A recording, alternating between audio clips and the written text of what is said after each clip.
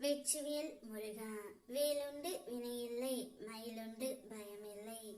என் அன்பு தங்கமே, நீ விரும்பும் உன்னுடைய உறவு உன்னுடன் சேர மறுப்பது ஏன் தெரியுமா தங்கமே?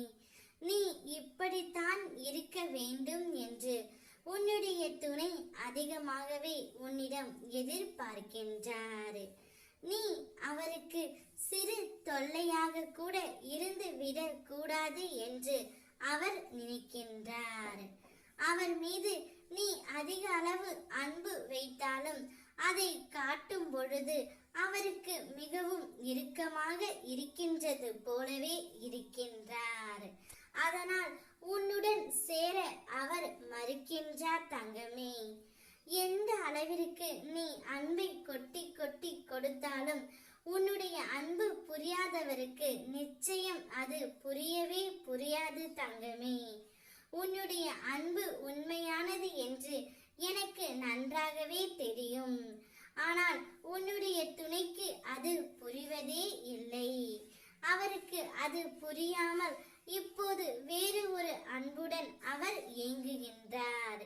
நிச்சயம் அந்த அன்பு உன்னை போல் கிடைத்து விடாது தங்கமே. ஆனால் நீங்கள் இருவரும் ஒன்றாகத்தான் இருப்பீர்கள் என்று நிச்சயம் நான் சொல்வேன். உன்னுடைய துணை உன்னிடம் எதிர்பார்ப்பது அதிக அளவு அன்பையும் பாசத்தையும். ஆனால் அதிகமாக கொடுப்பதால் அதை உன்னிடமிருந்து வெறுக்கின்றார் தங்கமே. நிதானத்தோடு செய். அன்பு கூட அளவோடு இருக்க வேண்டும். அளவுக்கு மீறினால் அமிர்தமும் நஞ்சு என்பார்கள். அதைத்தான் தங்கமே நானும் சொல்கின்றேன். அன்பை கொடு, அளவோடு கொடு. நீ எந்த அளவிற்கு பேசி சிரித்தாலும் அவருடைய மனது ஒரு இறுக்கமாகவே இருக்கின்றது. உன் மனதில் உள்ள கஷ்டங்களை வெளிப்படுத்தினாலும் அது அவருக்கு புரிவதே இல்லை. அவரும் உன்னை உண்மையாகத்தான் நேசிக்கின்றார். நான் இல்லை என்று கூறவில்லை. ஆனால் அன்பை வெளிக்காட்ட தெரியாமல் தவிக்கின்றார். இதுதான் உண்மை. மற்றபடி உன்னுடைய துணையும் உன்மேல்தான் உயிராக இருக்கின்றார் தங்கமே. நீ நினைப்பது போல் அவர் கெட்டவர் ஒன்றும் இல்லை.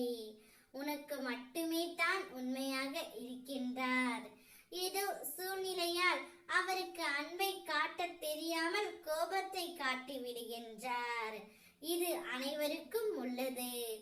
ஒவ்வொருவரும் ஒவ்வொரு மாதிரி இந்த உலகத்தில் இருக்கின்றார்கள். அதே போல் உன்னுடைய துணையும் ஒரு ரகம் என்று நினைத்துக்கொள். அனைத்தும் மாறும். உன்னோடு உன் அப்பன் நான் இருக்கின்றேன். ஓ முருகா, வெற்றிவேல் முருகா.